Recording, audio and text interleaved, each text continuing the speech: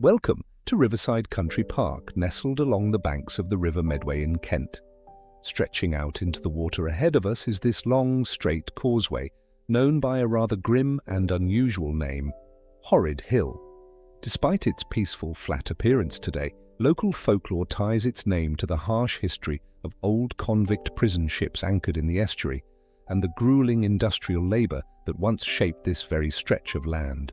As we glide further out along this narrow spine, flanked by Sharp's Green Bay and the wider reaches of the Medway, it's easy to imagine how busy this area once was. Back in the late 19th and early 20th centuries, this landscape was a major hub for the cement industry.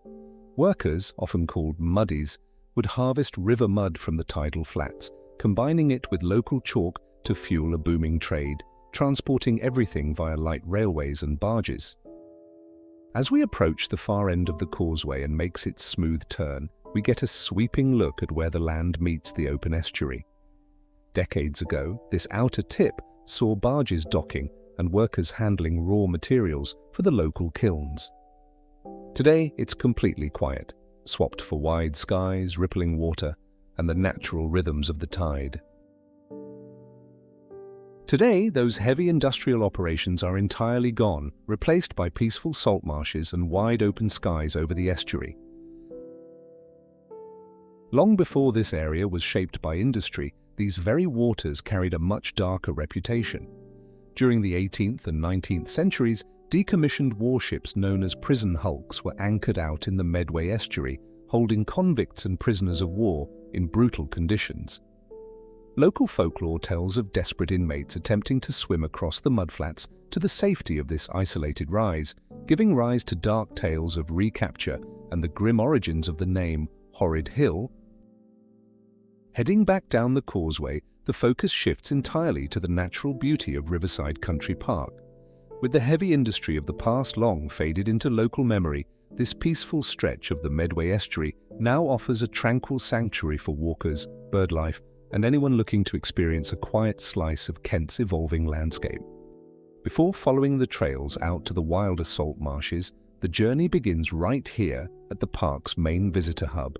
Featuring a popular cafe, children's play areas, and a spacious car park, this modern facility serves as the welcoming gateway for visitors. From here, the paths branch out in both directions, letting you head east toward the open expanse of Horrid Hill and the historic wharves, or west along the peaceful riverbanks toward Gillingham and Strand. Yet the site carries deep historical roots. Tucked inside the centre is a memorial plaque honouring the local cement works employees who lost their lives during the First World War, marking a poignant reminder of the heavy industrial sacrifice that shaped this part of the Medway before the land was transformed into the protected green space we enjoy today.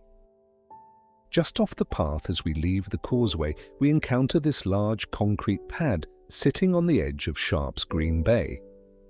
This is the remains of Sharp's Green Wharf, a vital piece of the Medway's industrial history. Back when the region's cement and brick-making trade was booming, wharves like this allowed heavy barges to dock, loading up barrels of finished materials while unloading raw supplies like coal to fuel the local kilns. The sheer scale of this concrete structure shows how busy these waters used to be. Ships and barges relied on the high and low tides to navigate these shallow creeks, carrying everything required to keep the local manufacturing economy running. Today, the noise of steam engines and working docks has completely faded, leaving behind this stark industrial platform as a reminder of the Medway's heavy working-class past. As we move further out toward the edge of the marshes, we find a striking maritime relic resting quietly in the mud. This is the remains of the Headway, an Aberdeen-registered fishing trawler launched back in June 1957. After decades of working the open waters, it eventually found its final resting place here on the Medway. Today, its weathered ribs stand as a haunting and beautiful visual anchor, a silent witness to the river's maritime past, now completely reclaimed by the surrounding nature.